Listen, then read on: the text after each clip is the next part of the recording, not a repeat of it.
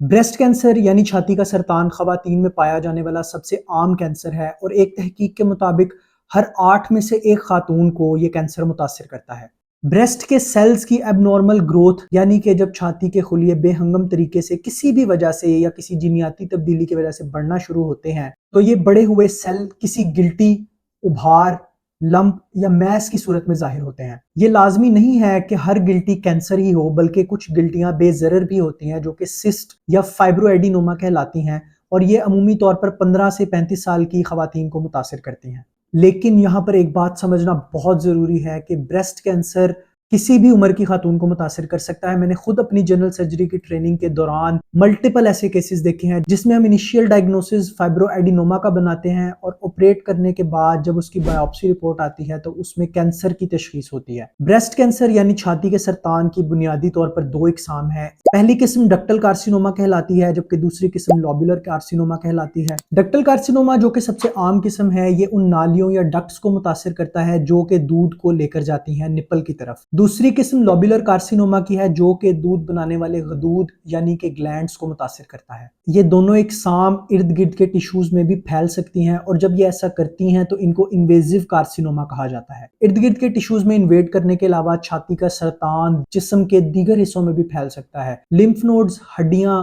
जिगर, दिमाग और फेफड़े उन तमाम आज़ा में शामिल हैं जहां पर छाती का सरतान फैल सकता है और यही वजह है कि अर्ली डिटेक्शन यानी कि बर वक्त तशखीस का छाती के सरतान में बहुत अहम रोल है और जिन खवातीन में छाती के सरतान की बर वक्त तशखीस हो जाती है उनका इलाज बहुत बेहतर होता है और उनका प्रोग्नोसिस भी बहुत अच्छा होता है। ऐसी खवातीन में अमूमन ये सरतान मुकम्मल तौर पर काबिले इलाज होता है। इब्तदाई तौर पर छाती के सरतान यानी ब्रेस्ट कैंसर की कोई अलामत नहीं होती, लेकिन सबसे अहम अलामत बगल में या छाती में गिल्टी का जाहिर होना है। लिहाजा खवातीन को चाहिए कि उनके जिस्म के किसी हिस्से में कोई गिल्टी बने तो उसको कभी भी इग्नोर ना करें। गिल्टी के अलावा ब्रेस्ट कैंसर की कुछ मजीद भी अलामत हो सकती हैं। छाती के साइज और शेप में तब्दीली आना, निप्पल का अंदर को धंस जाना जिसको मेडिकल की इस्तिलाह में निप्पल रिट्रैक्शन कहा जाता है, छाती की जिल्द का लाल होना, सख्त होना या दानेदार के तौर पर नमूदार होना जिसको मेडिकल की इस्तिलाह में प्यूडी ऑरेंज अपीयरेंस कहा जाता है और ये बिल्कुल एक माल्टे की जिल्द जैसे लगने लगता है। निप्पल से खून आना, छाती की जिल्द का अंदर को धंस जाना, छाती में ऐसा दर्द होना जो कि किसी भी तरह से ठीक ना हो, ये तमाम भी ब्रेस्ट कैंसर की अलामत हो सकती हैं। जैसा कि मैं पहले बता चुका हूं कि हर गिल्टी कैंसरस नहीं होती बल्कि कुछ गिल्टियां बेजरर भी होती हैं, लेकिन आप इस बात को यकीनी बनाएं कि अगर कभी भी आपको या आपके किसी रिलेटिव को छाती में कोई गिल्टी महसूस होती है तो उसको लाजमन किसी सर्जन से एवेल्युएट करवाएं। यह कहना बिल्कुल भी गलत नहीं होगा कि छाती का सरतान किसी भी खातून को मुतासिर कर सकता है, मगर कुछ फैक्टर्स ऐसे हैं जो कि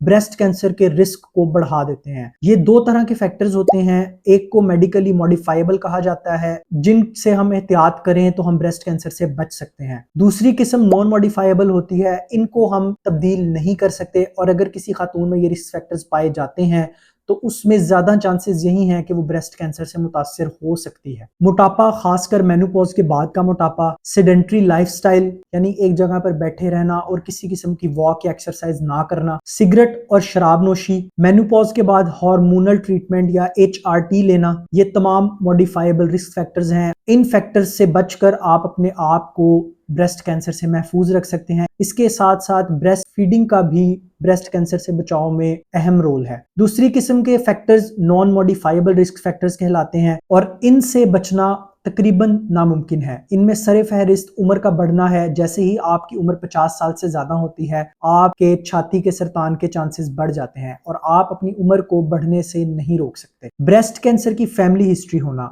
यानी कि आपकी खाला, माँ या बहन में या फर्स्ट डिग्री रिलेटिव में किसी को ब्रेस्ट कैंसर हो तो भी आपके ब्रेस्ट कैंसर से मुतासिर होने के चांसेस बढ़ जाते हैं। अर्ली मिनार्की यानी कि माहवारी का 12 साल से पहले शुरू हो जाना या लेट मेनोपॉज यानी कि माहवारी का 55 साल के बाद जाकर रुकना। इसके अलावा अगर किसी खातून को पहले ब्रेस्ट कैंसर रहा हो या उसको पहले किसी किस्म की छाती या बगल में गिल्टी की हिस्ट्री हो तो भी उसके ब्रेस्ट कैंसर से मुतासिर होने के चांसेस बढ़ जाते हैं। ارلی ڈیٹیکشن یعنی بروقت تشخیص بریسٹ کینسر کے بہترین علاج کا ضامن ہے، لہٰذا ریگولر اسکریننگ کا بہت اہم رول ہے بریسٹ کینسر کی ٹریٹمنٹ اور مینجمنٹ کے اندر۔ اسکریننگ کے ذریعے ان گلٹیوں یا ان کینسرز کو بھی ڈیٹیکٹ کر لیا جاتا ہے جو کہ ابھی بہت چھوٹے ہوتے ہیں اور آپ کو محسوس نہیں ہو رہے ہوتے ہیں۔ اسکریننگ کا سب سے افیکٹو ٹول میموگرافی ہے، یہ ایکس رے کی ایک قسم ہے جو کہ چھاتی میں چھوٹی سے چھوٹی گلٹی کو بھی ڈیٹیکٹ کر لیتی ہے، اور امریکن کینسر سوسائٹی کے مطابق 40 سال سے زائد عمر کی خواتین کو سال میں ایک مرتبہ میموگرافی لازمی کروانی چاہیے، اور اگر ان میں کسی قسم کا رسک فیکٹر ہے تو 40 سال سے پہلے ہی ان کی اسکریننگ کا پروسیس سٹارٹ ہو جانا چاہیے۔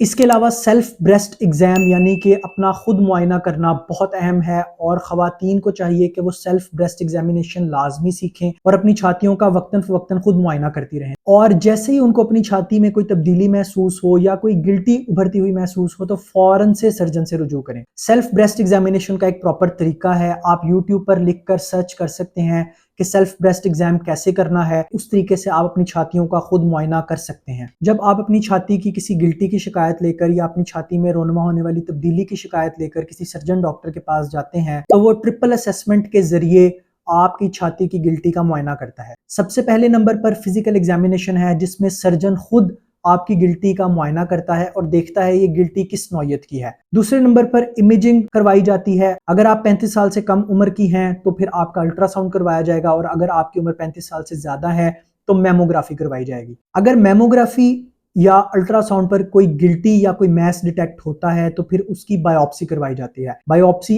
ایف این اے کے ذریعے بھی کروائی جا سکتی ہے اور ٹرو کٹ نیڈل بائیوپسی بھی کروائی جاتی ہے۔ ایف این اے یا ٹرو کٹ بائیوپسی کے بعد گلٹی کا ٹکڑا لیب بھجوایا جاتا ہے، اور جب لیب سے بائیوپسی کی رپورٹ آتی ہے تب ہی آپ کی بیماری کی ٹھیک تشخیص ممکن ہے، اور پوری دنیا میں چھاتی کے سرطان کی تشخیص کے لیے ٹرپل اسیسمنٹ ہی کی جاتی ہے، ٹھیک تشخیص کے بعد ہی ٹریٹمنٹ پلان دیا جاتا ہے۔ بہت سارے معاشروں میں چھاتی کے سرطان یا بریسٹ کینسر پر بات بھی کرنا ٹیبو ہے، یعنی کہ وہ اس کو شرم کی بات سمجھتے ہیں، اور بدقسمتی سے ہمارا معاشرہ ان معاشروں میں شامل ہے۔ خاص طور پر ہمارے دور دراز کے دیہی علاقوں میں خواتین میں اس حوالے سے بالکل بھی شعور نہیں ہے کہ وہ اپنی چھاتی کا معائنہ خود کیسے کریں، اور اگر کوئی گلٹی نمودار ہو تو ان کو کیا کرنا چاہیے۔ وہ اپنے محرم رشتہ داروں سے بھی اس سلسلے میں بات کرنے سے گھبراتی ہیں،